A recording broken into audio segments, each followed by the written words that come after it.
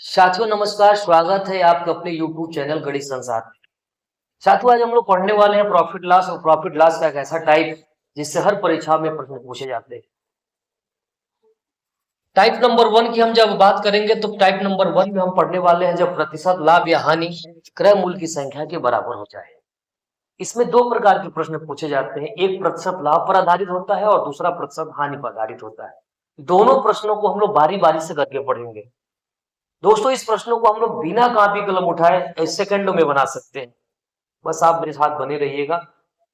आइए प्रश्नों को बनाते हैं। कह रहा है कि जब प्रतिशत लाभ, पहले टाइप को हम पढ़ेंगे प्रतिशत लाभ किसके बराबर हो जाए, क्रय मूल्य के बराबर हो जाए। जैसे प्रश्नों की तरफ रुख करेंगे तो पहला प्रश्न ये है कि किसी वस्तु को 24 रुपए में बेचने पर उतने ही प्रतिशत का लाभ होता है जितना वस्तु का क्रय मूल्य। वस्तु का क्रय मूल्य ज्ञात कीजिए।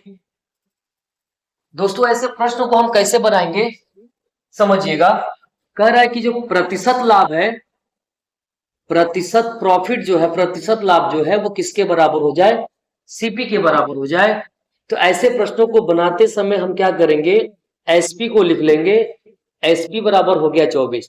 ध्यान दीजिएगा दोस्तों, ऐसे प्रश्न बनते कैसे हैं, जब प्रतिशत लाभ क्रय मूल्य के बराबर हो जाए तो ऐसे प्रश्नों को बनाते समय 24 का ऐसा फैक्टर करते हैं जिसको घटाने पर 10 आ जाए, जिसको घटाने पर 10 आ जाए। तो हम 24 का जब फैक्टर करेंगे तो इसको घटाने पर 10 आएगा, तो 12 में से हम 2 घटा देंगे, कितना मिल जाएगा 10। 12 में से माइनस कर दिया 2, मान कितना आ गया 10। अब इसमें से जो सबसे छोटी संख्या होगी, दोनों फैक्टरों में जो सबसे छोटी संख्या होगी उसमें हम 10 से मल्टीप्लाई कर देंगे। जो घटाने पे आ रहा है 10 उसी को मल्टीप्लाई करना होता है। 2 में 10 का गुणा कर देंगे, कितना आ जाएगा 20। यही हमारा वस्तु का आंसर क्या हो जाएगा, सीपी। यही हमारा क्या हो जाएगा, वस्तु का क्रय मूल्य हो जाएगा 20। यही हमारा सही आंसर हो जाएगा। दोस्तों दूसरा प्रश्न देखते हैं। किसी वस्तु को 144 रुपए में बेचने पर उतने ही प्रतिशत का लाभ होता है जितना वस्तु का क्या है, क्रय मूल्य। तो वस्तु का क्रय मूल्य ज्ञात कीजिए। अभी हमने क्या बताया था आपको, 144 का ऐसा फैक्टर करिए, 144 का ऐसा फैक्टर करिए जिसको घटाने पर 10 आ जाए। तो 18 अट्ठे 144 होता है, 18 में से 8 घटा देंगे, कितना हो जाएगा 10। और जो इसमें सबसे छोटी संख्या है 8, उसी में 10 का मल्टीप्लाई कर दीजिएगा। 8 में 10 को मल्टीप्लाई करने से मिल जाता है 80। यही वस्तु का हमारा क्या हो जाएगा, आंसर हो जाएगा। इस वस्तु का सीपी कितना हो जाएगा, इसका आंसर हो जाएगा 80। इसमें कौन सा विकल्प जाएगा सही, इसमें 4 विकल्प दिए गए हैं और इसका पहला विकल्प 80, यही हमारा क्या हो जाएगा सही। दूसरा देखिएगा, जब प्रतिशत हानि क्रय मूल्य के बराबर हो जाए, ऐसे प्रश्नों को कैसे सॉल्व करेंगे। ऐसे प्रश्नों को भी हम इसी मेथड से सॉल्व करेंगे। जरा सा ध्यान दीजिएगा।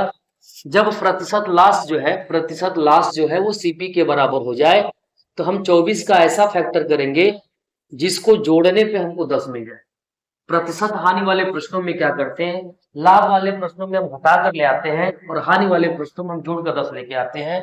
तो 24 का ऐसा फैक्टर करिएगा जिसको जोड़ने पे क्या हो जाए, जिसको जोड़ने पे क्या हो जाए, जिसको जोड़ने पे 10 आ जाए, 10 हो जाए।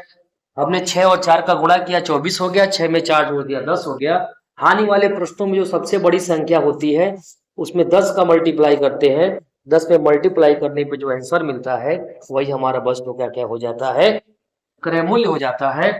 इसका मतलब साफ है कि इसका जो आंसर होगा, इस वस्तु का जो आंसर होगा, सी ऑप्शन जाएगा। सी आंसर है 60, यही हमारा सही आंसर हो जाएगा। इसमें एक आखिरी क्वेश्चन पढ़ेंगे, लास्ट क्वेश्चन होगा। किसी वस्तु को 24 रुपए में, सॉरी 21 रुपए में बेचने पर उतने ही प्रतिशत का हानि होता है जितना वस्तु का क्रय मूल्य। दोस्तों ऐसे प्रश्नों को बनाते समय हमको दो चीजों का ध्यान देना होता है। हानि वाले प्रश्नों में कि इसका पहले 2 गुणनखंड किया जाता है। ऐसा गुणनखंड करिए कि जिसको जिसको जोड़ने पर 21 आ जाए। तो 7 में हम 3 का गुणा कर देंगे, 7 में 3 को गुणा करेंगे तो 7 3 21 और 7 में 3 जोड़ देंगे, कितना हो जाएगा 10। इसमें जो बड़ी संख्या होती है उसमें 10 का मल्टीप्लाई करना होता है। 7 में 10 का मल्टीप्लाई करेंगे हो जाएगा 70। यही हमारे वस्तु का क्या हो जाएगा, क्रय मूल्य हो जाएगा। इसका आंसर कौन सा जाएगा, घ। यही हमारा आंसर होगा। दोस्तों ऐसे प्रश्नों के कई कई शॉर्ट ट्रिक लेकर आएंगे और शानदार शानदार ट्रिक लेकर आएंगे जिसको आप सेकंडों में बिना कॉपी कलम उठाए बना सकते हैं। अगर अच्छा लगे तो हमारे चैनल को सब्सक्राइब करिएगा, कमेंट करिएगा और लाइक करिएगा। धन्यवाद।